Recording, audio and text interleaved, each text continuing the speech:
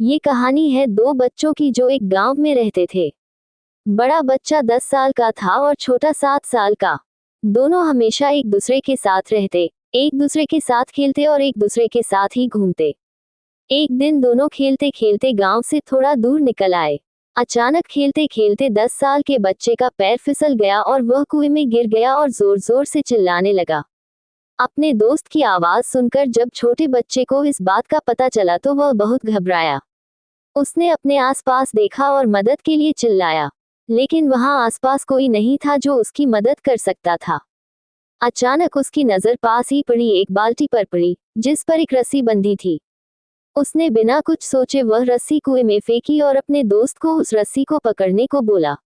अगले ही पल वह 7 साल का बच्चा उस 10 साल के बच्चे को पागलों की तरह कुएं से बाहर निकालने के लिए खींच रहा था। उस छोटे से बच्चे ने अपने दोस्त को कुएं से बाहर निकालने के लिए अपनी पूरी जान लगा दी। आखिरकार वह बच्चा अपने दोस्त को बचाने में कामयाब हुआ और उसने अपने दोस्त को कुएं से बाहर निकाल लिया। लेकिन उन्हें असली डर तो इस बात का था कि जब वो गांव जाएंगे तो उन्हें बहुत मार पड़ने वाली है। खैर, दोनों डरते डरते गांव पहुंचे और उन्होंने गांव वालों को खेलते खेलते कुएं में गिरने और रस्सी के सहारे छोटे बच्चे द्वारा बड़े बच्चे को बाहर निकालने वाली पूरी बात बता दी। लेकिन गांव वालों ने उनकी बात पर विश्वास नहीं किया और हंसने लगे कि आखिर एक 7 साल का बच्चा एक 10 साल के बच्चे को रस्सी के सहारे कुएं से बाहर कैसे निकाल सकता है।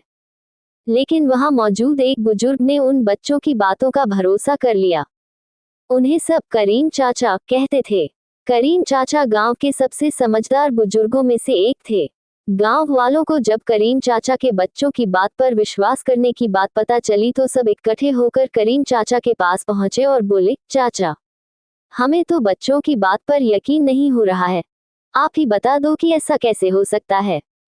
गांव वालों की बात सुनकर करीम चाचा बोले, बच्चे बता तो रहे हैं उन्होंने ये कैसे किया। बच्चे ने कुएं में रस्सी फेंकी और दूसरे बच्चे को ऊपर खींच लिया।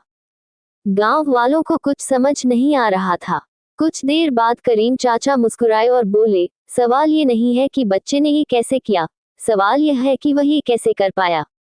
और इसका सिर्फ एक जवाब है कि जिस वक्त वह बच्चा ये कर रहा था उस वक्त उसको वहां ये बताने वाला कोई नहीं था कि तू यह नहीं कर सकता। यहाँ तक कि वह बच्चा खुद भी नहीं।